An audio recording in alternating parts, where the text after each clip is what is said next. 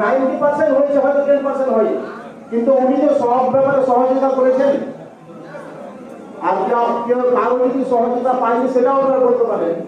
তো আপনারা আমরা যদি জেলা ওয়াইজ ইউনাইটেড থাকি, তো জেলা ওয়াইজ ইউনাইটেড থাকলে পরে জেলা যারা নেতৃত্ব দেবে তাদের অক্সিজেনের কাজ করবে।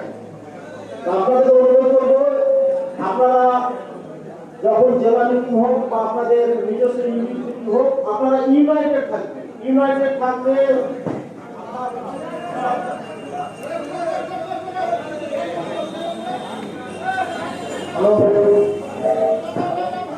ইউনাইটেড থাকলে পরে আপনার সরকারও ভাববে, আমাদের ব্যাপারে আপনার প্রশাসনও ভাববে।